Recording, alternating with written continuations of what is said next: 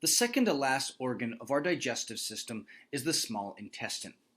The small intestine is separated into three parts, and we can see those three parts listed here on this slide. The first part of the small intestine is known as the duodenum. The second part is known as the jejunum, and the third part is known as the ileum. Each of the three parts of the small intestine will structurally be different and serve different functions for the overall purpose of the small intestine. But the whole idea of the small intestine is that this is going to be the place in the body where most of our digestion and absorption are taking place. You can see that the stomach, shown right here, will eventually leak chyme into the small intestine, which can be found right here in the center of the abdominal pelvic cavity. We will shortly make our way to the large intestine, which you can see outlining the small intestine right here. Now, digestion and absorption are significantly increasing when we get into the small intestine. And this is primarily because of all the folding that takes place inside of the small intestine. The small intestine has different degrees of folding, consisting of folds on top of folds on top of other folds. And the entire purpose of this is to significantly increase the surface area so that absorption and digestion can truly take place to their maximal extent. The first degree of folding that we see in the small intestine are referred to as the circular folds, and you can see the circular folds shown here on this picture. We also call these plicae circularis. And if we look into the lumen of the small intestine, we can see the plicae shown right here. This folding increases surface area so that more food can contact the walls of the small intestine. But the plicae circularis is not where the folding stops in the small intestine. We also have finger-like projections that can be found coursing along the inside of the intestinal lumen, known as villi. These villi will stick out into the lumen of the small intestine and even further increase surface area for absorption and digestion. You can actually see on this depiction that on the plicae circularis, we'll actually see the villi that are protruding from this. So this is going to drastically increase surface area. The villi are lined with several different types of cells, but the one that we want to note most importantly is the absorptive cell, also known as the enterocyte. These absorptive cells will primarily be the players that facilitate absorption in the small intestine, and they're going to line the villi so that any contents that are contacting any part of the villi can be absorbed into the blood vessels that are coursing inside of the villi. You'll see that every single villi will have their own blood vessels that will course inside so that nutrients coming in contact with the villi can get absorbed into the bloodstream. We will also note that there's an additional lymphatic vessel shown in here known as a lacteal. Lacteals are types of blind lymphatic capillaries, but these are specifically only found inside of the villi. Now, the villi was our second set of folds, but we also have a third set of folds known as microvilli. Microvilli were likely discussed in Anatomy and Physiology 1. These are also finger-like projections, but their whole purpose is to increase surface area for absorption. And these are microscopic structures that form what's known as the brush border. The cells themselves will project these microvilli out, and microvilli will be coursing along the sides of all of our villi. So this will even further drastically increase surface area for absorption. And this is why the small intestine specifically facilitates most of our body's digestion and most of our body's absorption. You can see here that we're actually looking at a microscopic section of villi. You can see each of these with their simple columnar absorptive cells coursing around the sides. And we won't be able to actually see it on this picture, but if we were to zoom in right here, we'd actually see the microvilli projecting off from the sides of our absorptive cells. Another name that we use to refer to microvilli is also known as the brush border. The brush border itself will actually contain enzymes that will also aid in the process of digestion. On top of all the digestive enzymes that are coming from the stomach, the pancreas, the liver, and the gallbladder, the brush border itself will have its own enzymes to complete certain reactions so that we can facilitate absorption of nutrients much easier. So we know that the small intestine is primarily facilitating digestion and absorption inside of the body. But to put this into perspective, the small intestine is absorbing 90% of all of the nutrients and water that come through the digestive system. You can see here that carbohydrates, proteins, and lipids will all finish digesting in the small intestine. And also, nucleic acids are going to begin and complete their digestion in the small intestine also. We will have our muscularis externa containing those inner circular and outer longitudinal layers of muscles. The inner circular layer of muscles is going to facilitate segmentations that are going to help to break up and mix chyme with the digestive enzymes that are entering into the small intestine. We must remember that the secretions from the gallbladder, the liver, and the pancreas are all entering into the duodenum of the small intestine. And so it's the job of the small intestine to mix up those digestive enzymes to vastly accelerate digestion. Our outer longitudinal layer of muscle is going to facilitate peristalsis, and this is how we're going to move substances through the small intestine, eventually to the large intestine. So this slide is going to give us a view of how these processes take place in the small intestine. We're going to first go ahead and look at this side of the slide where we see this villus. This is one villus, and we have these blood vessels that can be found inside of that villus, and we have the lacteal found in the center. This is where the lymphatic system will meet the digestive system. You may remember from a couple weeks back that one of the roles of the lymphatic system is to transport dietary lipids, and that role is going to be shown here, done by the lacteals. So as substances are digested in the small intestine, we're going to start absorbing them when they're in a proper form that the wall of the small intestine can handle. We're going to take these substances into the bloodstream and pass them through the hepatic portal circulation that will course through the liver. This is where we will offload those nutrients for processing, and then that deoxygenated blood can make its way back to the heart. If we zoom in a little further, we'll get this picture, and we can see the absorptive cells and their brush border shown on the apical side. Remember, the microvilli are increasing surface area for absorption, and this is precisely where absorption is going to take place. The main message behind absorption in the small intestine is that large macromolecules need to be broken down into their more simpler forms, such as monosaccharides, amino acids, as well as fatty acids and glycerol, in order to be absorbed. A few larger versions of these substances can in fact be absorbed, but most of the absorption in the small intestine is done by monomers. We will have certain monomers being transported actively, and we'll also have certain monomers passing into the absorptive cells through diffusion. But once these substances are absorbed, they will enter into the bloodstream, or perhaps the lacteals if we're talking about fats, and they'll be taken to other places for processing. So one thing that I do want to mention about absorption in the digestive system is how alcohol is taken into the body. Alcohol's absorption does begin in the stomach, but it's much more rapidly absorbed once it gets to the small intestine.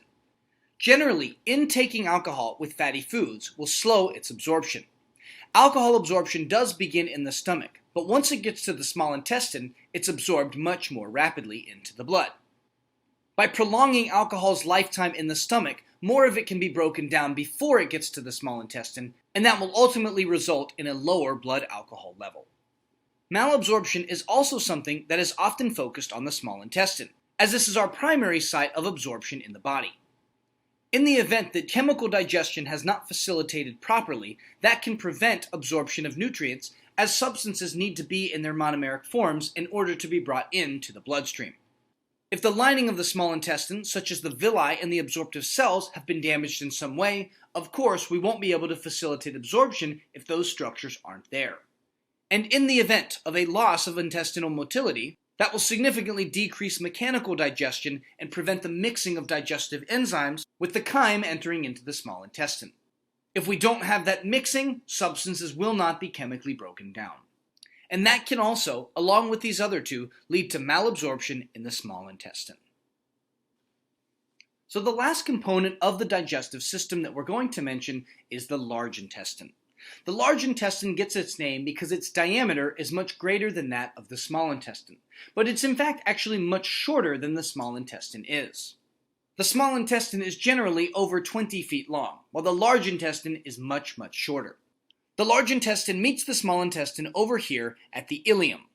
The ileum of the small intestine will allow substances to leak from the small intestine into the large intestine through what is known as the ileocecal sphincter. These substances will enter the large intestine into the part known as the cecum. The cecum is the first part of the large intestine, and it contains the vermiform appendix that sticks off the side. The large intestine is arranged into four major parts. We have the ascending colon, we have the transverse colon, the descending colon, and the sigmoid colon. In case you were not aware, the large intestine can also be referred to as the colon in general. So if you ever hear me use this term, I'm simply referring to the large intestine. We call this the ascending colon because this is where substances will move superiorly. They're going to move up, and until they get to the right colic or hepatic flexure, they're going to change course here and go into the transverse colon. The transverse colon will take substances across the body, and then once we get to the splenic flexure, that's going to take substances into the descending colon, where stool is going to move down to the sigmoid colon. So each of these parts of the colon are named based on the direction that substances are moving inside of them. I'll just go ahead and once more explain the hepatic flexure, or the right colic flexure. This is called the hepatic flexure because it's next to the liver. This over here is called the splenic flexure because it's next to the spleen. Now once we get down to the sigmoid colon, we're just about ready to leave the digestive system.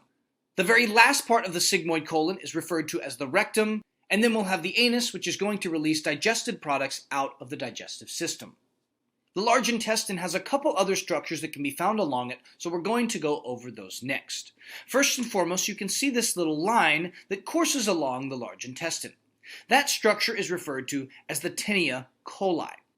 This is a muscular line that's going to help in the peristalsis of substances through the large intestine. We'll also have omental appendices, which are little pieces of fat that are sticking off of the large intestine as well. And the large intestine in its entirety is actually arranged into these structures known as haustra. Haustra are these individual segments of the large intestine. And you can see that haustra are actually making up the entirety of this organ. Now in the large intestine, the only thing being absorbed at this point is primarily going to be water. So we're not going to have any villi in the large intestine. In fact, we're actually going to have a very flat intestinal mucosa with these intestinal crypts that are going to dive towards the submucosa. As substances are ready to be eliminated, they're going to meet two sets of sphincter muscles. They're going to meet the internal anal sphincter, and they're also going to meet the external anal sphincter. When substances start to make their way towards the anus, they're going to push past the internal anal sphincter, which is in fact an involuntary sphincter. When this sphincter is stretched open, it gives one the sensation that you've got to go. But just because substances are pushing against this sphincter does not necessarily mean that elimination is going to take place. The external anal sphincter is actually a voluntary sphincter, and this is the one that can be controlled to regulate the release of substances from the digestive system. This arrangement of sphincters gives one the ability to be aware that defecation is necessary, but also the ability to control when that takes place. The haustra making up the colon, as well as the tinea coli that's going to facilitate peristalsis, will compact substances and form feces in the process. The main role of colon absorption is specifically going to be for water, ions, and vitamins. There's not going to be any major macronutrient absorption inside of the large intestine. That will completely finish up in the small intestine, and any remaining substances still in the lumen of the large intestine can have their absorption taken place. As the large intestine is the final component of the digestive system, this is going to facilitate the process of defecation. And you can see the defecation reflex shown on this slide. As stool is formed in the large intestine, it's going to distend the large intestine and activate stretch receptors in the walls of the colon. This will send signals up to the spinal cord and then signals back down to the descending colon, sigmoid colon, rectum, and anus. The muscles in these parts of the large intestine are going to contract and eventually push substances past the internal anal sphincter. This gives one the sensation that defecation is necessary, and then it will be up to the external anal sphincter to eliminate the waste products that are not needed by the body. So here we'll see a couple pathologies relating to the large intestine. The first of which is appendicitis. Appendicitis is the inflammation of the appendix. The appendix was sticking off of the cecum, which was the first part of the large intestine. Appendicitis often presents as sharp abdominal pain, and in the event that this is bad enough, the appendix may have to be removed. We also will find polyps, especially increasing in their number as we get older. These are the first signs of colorectal cancer. Colorectal cancer is the third most common cause of cancer deaths. Just under prostate cancer in males and breast cancer in females, colorectal cancer is a very, very serious condition. It is because of colorectal cancer that over the age of 50, you're recommended to get a colonoscopy every 5 years. While it might not seem like the most pleasant procedure, it is definitely a smart move for your health. Diarrhea specifically refers to the loss of excess water. The large intestine, I've already mentioned, absorbs large amounts of water that have managed to make their way to the colon.